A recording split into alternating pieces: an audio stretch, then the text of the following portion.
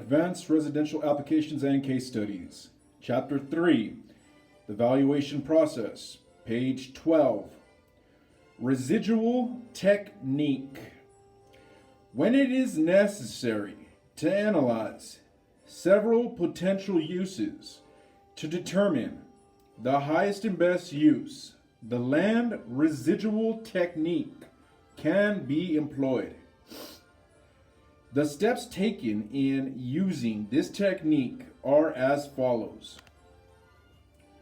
Estimate the total value of the proposed use, which means land and improvements.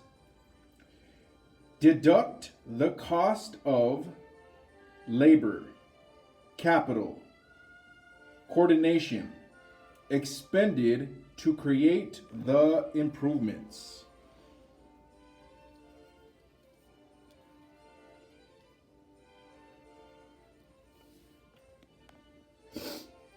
The result is the contributory value of the land with that particular use. An alternative approach is to estimate land value by capitalizing the residual income to the land. This is often more difficult unless information on comparable ground leases is available. Here is an example of how the land residual technique would work with a residential lot. It is permissible to construct a single-family home on the lot.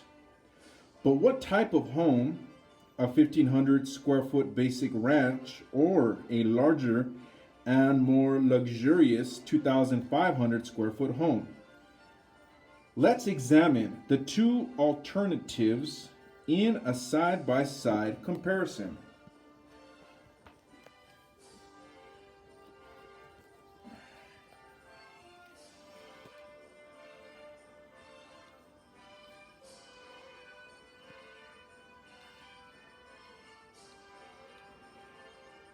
It shows a 1,500 square foot home on the right side of the graph.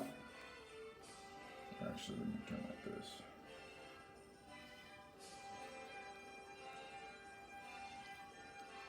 There we go. So on the graph, in the first column, it talks about market value, cost to construct, developer's fee, and residual land value. In the next column, it says 1,500 square foot home. Underneath that, for market value, it shows $350,000. For cost to construct, it's $150,000. For developer's fee, it's $30,000. And for residual land value, it's $170,000. For a 2,500 square foot home, the market value is $500,000. The cost to construct is $260,000. The developer's fee is $40,000.